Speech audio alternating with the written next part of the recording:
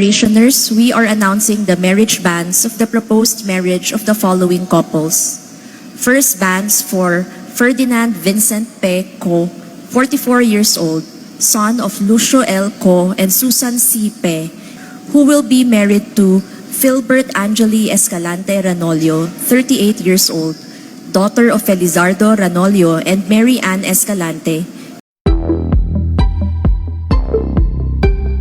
Bea Alonzo at Vincent Co. ikakasal na.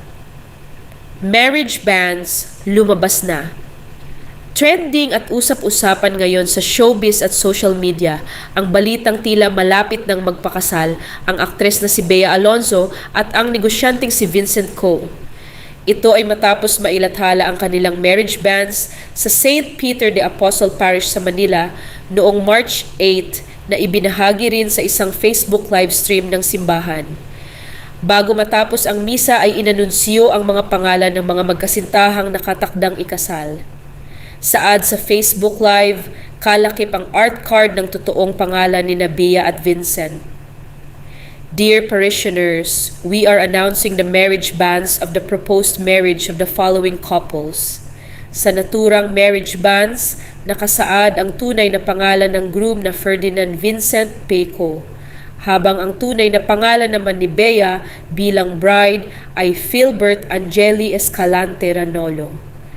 Para sa kaalaman ng marami, ang marriage bans ay isang pampublikong anunsyo sa isang Catholic parish church tungkol sa nalalapit na kasal ng dalawang tao.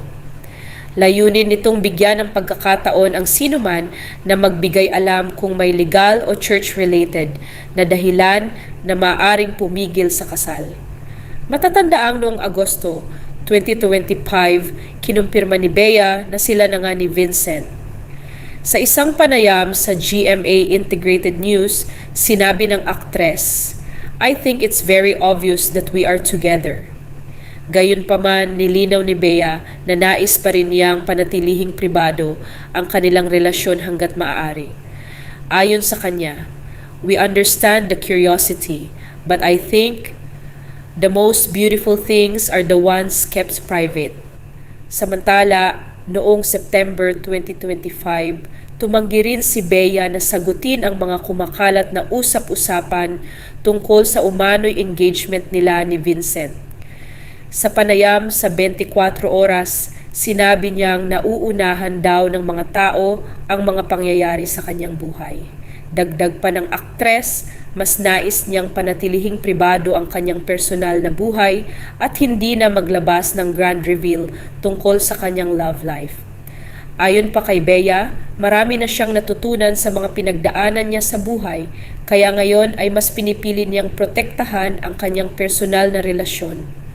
Ngunit ngayon na lumabas na ang kanilang marriage bans, tila senyales ito na malapit nang magsimula ang bagong kabanata sa buhay ng aktres.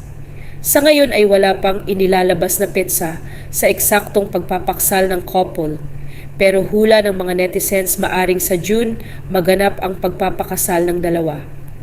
At sa puntong ito, ang masasabi na lamang ng marami sa magkasintahan ay ang klasikong pagbati ng mga Pilipino sa mga ikakasal. Mabuhay ang bagong kasal!